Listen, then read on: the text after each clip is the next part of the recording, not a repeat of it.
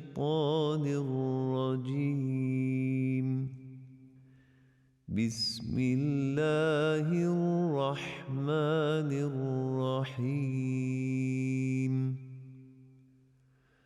الحمد لله رب العالمين الرحمن الرحيم مالك يوم الدين إياك نعبد وإياك نستعين اهدنا الصراط المستقيم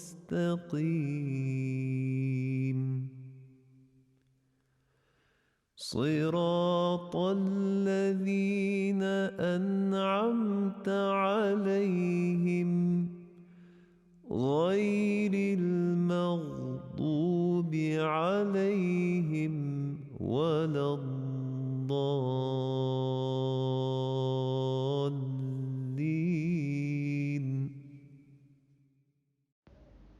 Assalamu alaikum, dear brothers and sisters, wa rahmatullahi wa barakatuh. I'm so happy to be talking to you today. I have the honor of speaking to you. Insha'Allah, we're going to have a wonderful talk. ربنا علمنا ما ينفعنا وانفعنا بما علمتنا وزدنا علما وصلى اللهم وسلم وبارك على سيدنا ونبينا محمد. Our Lord Sustainer, instill in us what is beneficial to us, benefit us by what you have instilled in us, and increase us in knowledge. We're going to talk today about love and the suhbah. Many words mean love, but each is different. Today we're going to briefly speak of 3 of those words.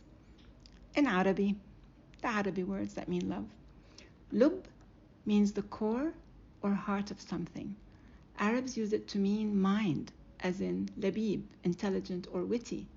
They used to say al-labibu min al-isharati yafhamu, that the intelligent person can get the message from a mere sign.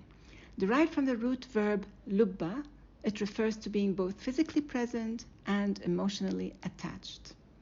In other words, present, dedicated, and committed.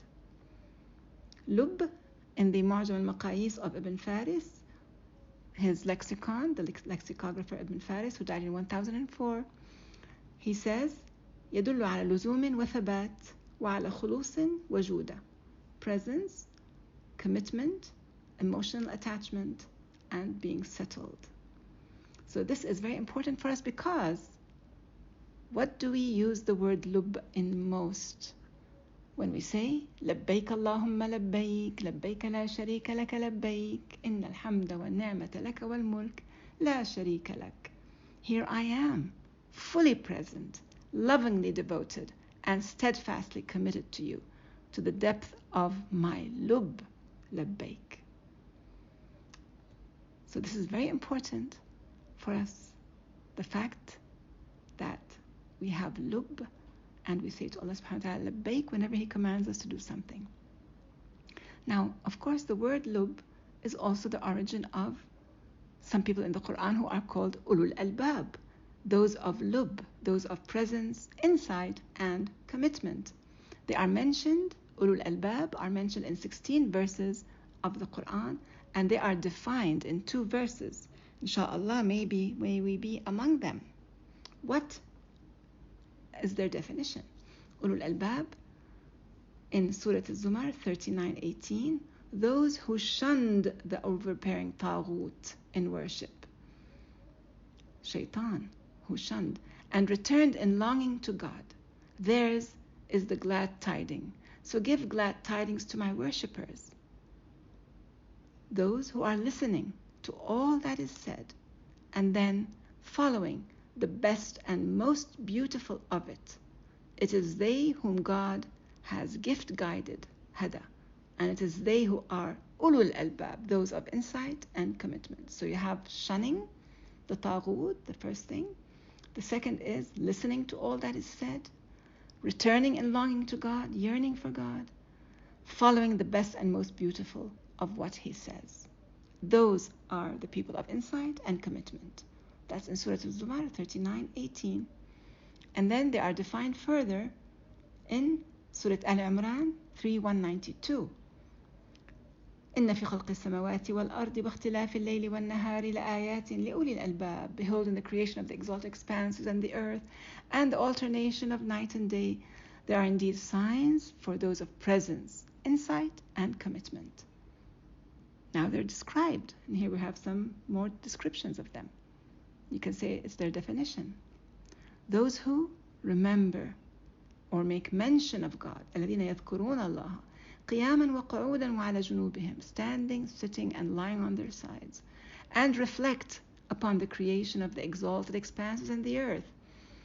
ويتفكرون في خلق السماوات والأرض ربنا ما خلقت هذا باطلا سبحانك. Our Lord, you have not created all of this to waste. Glory to you.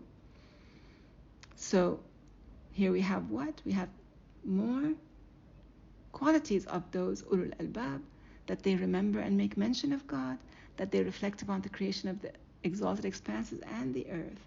So shunning the taghut, shunning shaitan, and whatever is overbearing, yearning for Allah, returning to Him, listening to the best what is said, and following it, and constant in their reflection and their dhikr, and they are His best worshippers.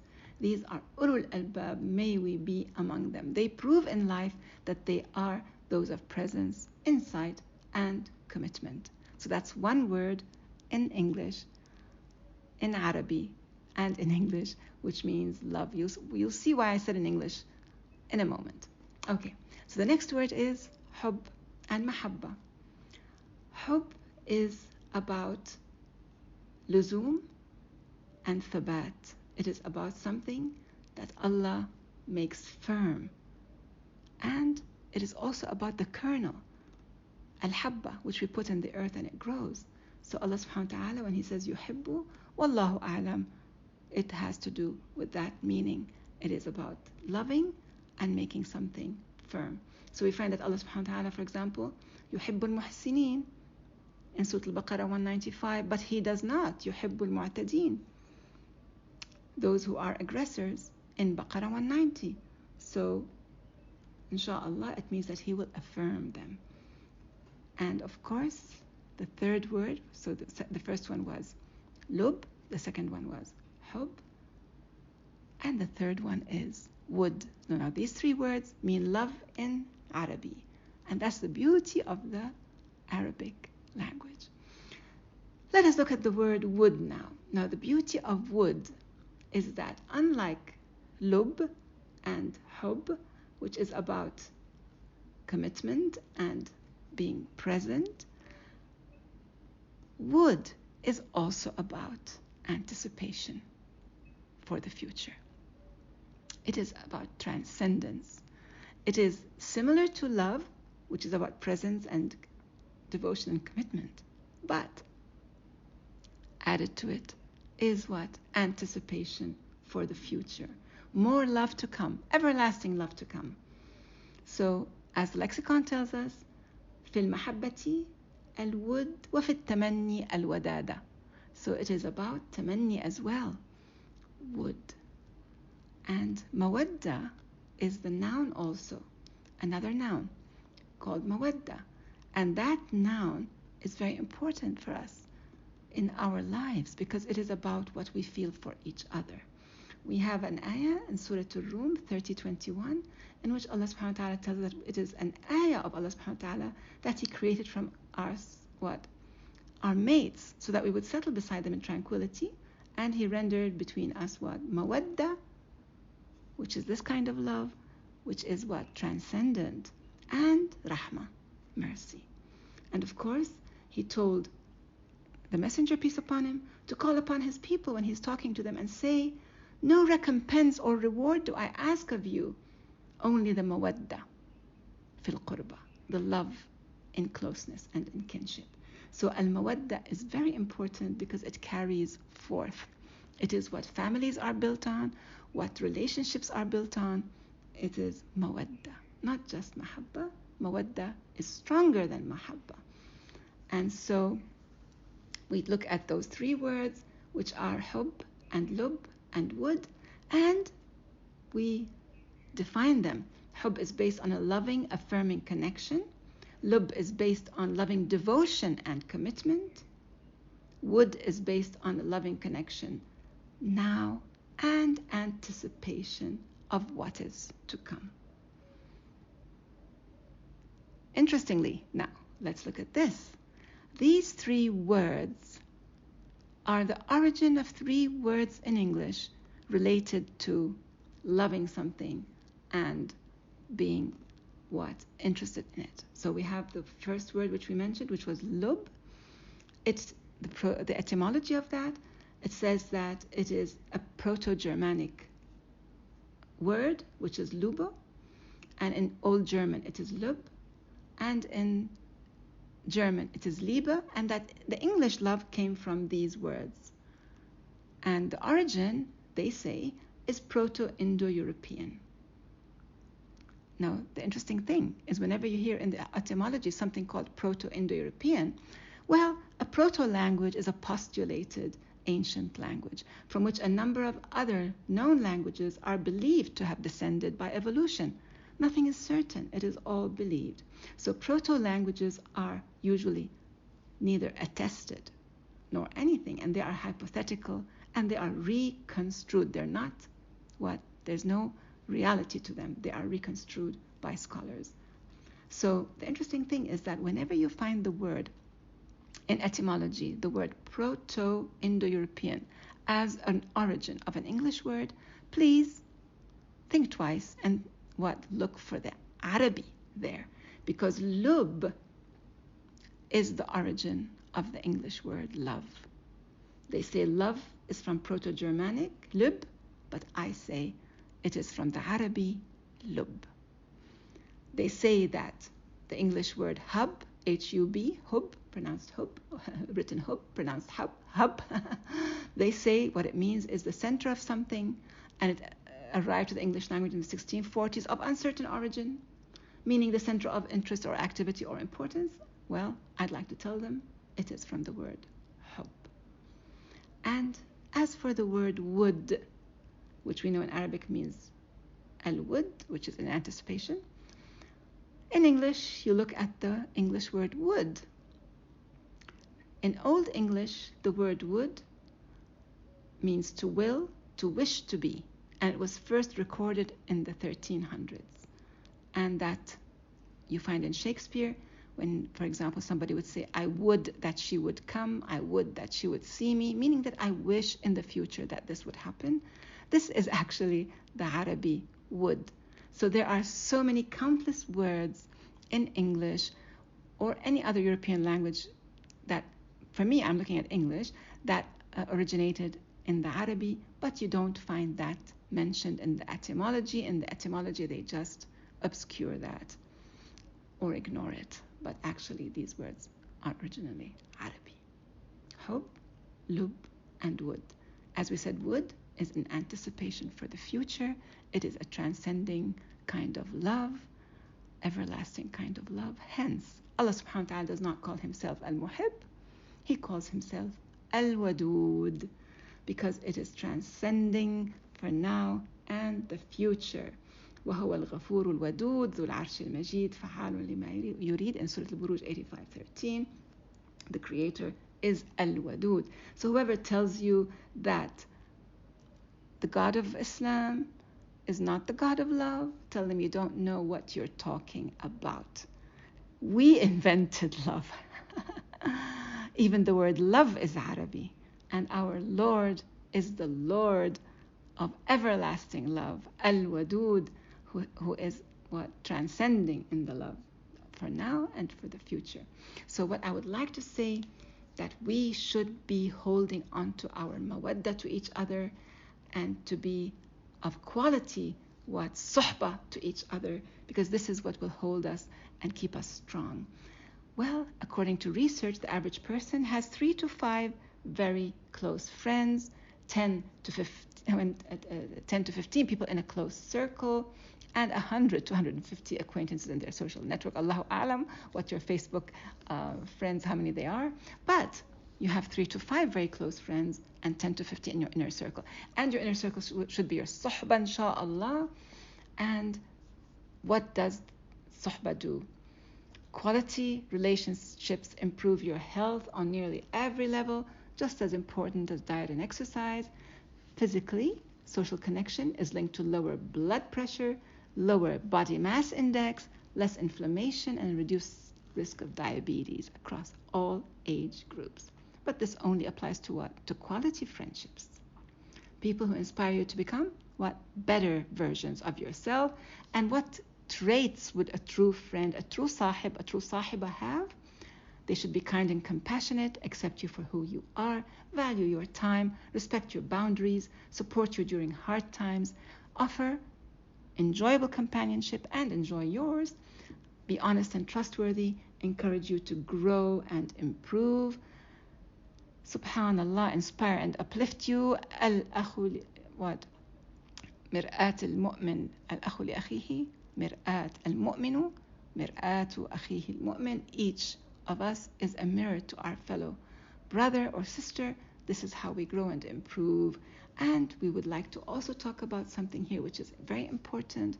It is the fact that we can be ikhwah in life, which is brothers and sisters, either of the same parentage, or because we are together and we have the same interests, we could be ikhwah. But to be ikhwaan is much stronger. Allah subhanahu wa ta'ala tells us about ikhwah when he is talking about inheritance. In Surah An-Nisa 4:11 he says, فَإِنْ كَانَ لَهُ إِخْوَةٌ فَلِأُمِّهِ السُّدُسُ. If he has brethren, then his mother gets a sixth of the inheritance. But then we also have, of course, in Surah Yusuf, لَقَدْ كَانَ فِي يُوسُفَ وَإِخْوَتِهِ آيَاتٌ لِلسَّائِلِينَ. So these are his ikhwah in Surah Yusuf 12:7. However, the orphans, if you are to help them, اليتامى يسألونك عن اليتامى قل إصلاح لهم خير وإن تخالطوهم فإخوانكم. They will become your ikhwan. So ikhwan is a stronger relationship than ikhwah. It's not just something circumstantial, it is something related to your heart. Ikhwan. And that is in Surah Al-Baqarah 2:20. So this is very important to know the difference between ikhwah and ikhwan. Allah subhanahu wa ta'ala tells us in Surah Al-Hujurat 49:10, إِنَّمَا الْمُؤْمِنُونَ إِخْوَةٌ. But then he tells us in the rest of the ayah, فَأَصْلِحُوا بَيْنَ أَخَوَيْكُمْ. So it means that maybe the ikhwah might quarrel, argue, whatever, fight. But you should do what? إِصْلَاح بَيْنَ الْإِخْوَةِ. You should bring them together.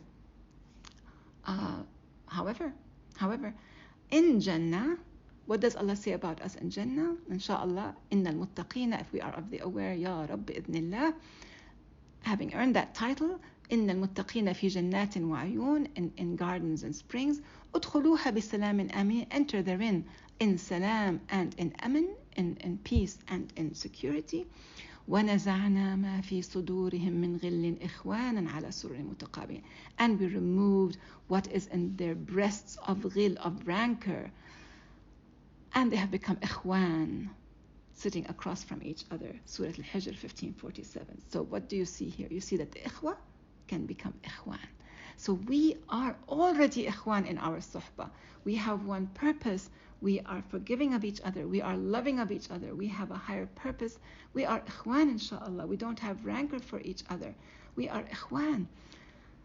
Let us conclude with this hadith of the Prophet, peace upon him, narrated by Muslim, in which he says, وَدَدْتُ أَنَّا قَدْ رَأَيْنَا إِخْوَانَنَا. He said to the Sahaba, وَدَدْتُ أَنَّا قَدْ رَأَيْنَا إِخْوَانَنَا. I so wish, I so yearn that we would see our ikhwan. He says, not ikhwa, ikhwan. And they said, أَوَلَسْنَا إِخْوَانَكَ يَا رَسُولَ اللَّهِ. Are we not your ikhwan? He said, أَنْتُمْ أَصْحَابِي وَإِخْوَانُنَا الَّذِينَ لَمْ يَأْتُوا بَعْدِ. You are my ashab, my sahaba. But our ikhwan, my ikhwan and your ikhwan, are those that have yet to come, that have not come yet. Dear brothers and sisters, this is us. The Prophet, peace upon him, was speaking about us, those who have not come yet. He says in one other hadith, من أشد أمتي لي حبا ناس يكونون بعدي يود Look at the word يود again. يود أحدهم لو رآني بأهله وماله. Those of my ummah who love me most are those who come after me, meaning they're not of this generation. Each of them would yearn, would want that he could be with me or see me, even if he had to lose everything in life. So subhanallah, we are his ikhwaan. We are his ikhwaan. We are his ikhwaan. Due to the love of what? Of him and Allah subhanahu wa ta'ala and our faith. So let us empower ourselves through our faith. Let us be suhbah, a proper suhbah. The early mu'mins, the early Muslims taught divine love to much of the world, and we have a lot to teach each other and to learn from each other and to teach the world. Insha'Allah. Wassalamu alaikum wa rahmatullahi wa barakatuh. آمن الرسول بما أنزل إليه من ربه والمؤمنون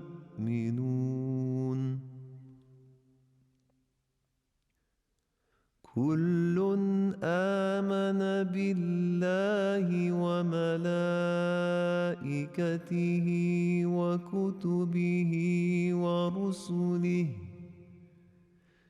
لا نفرق بين أحد من رسله وقالوا سمعنا وأطعنا غفرانك ربنا وإليك المصير لا يكلف الله نفسا إلا وسعها لها ما كسبت وعليها ما اكتسبت ربنا لا تؤاخذنا إن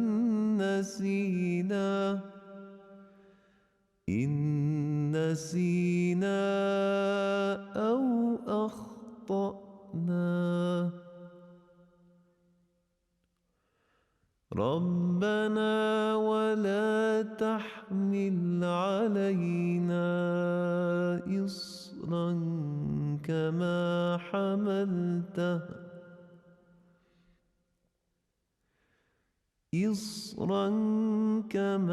حملته على الذين من قبلنا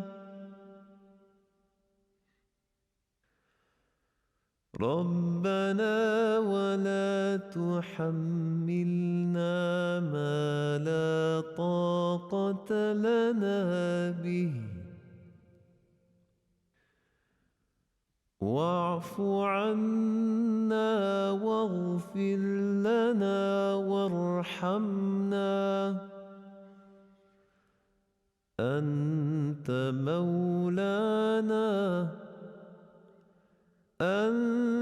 مولانا فانصرنا على القوم الكافرين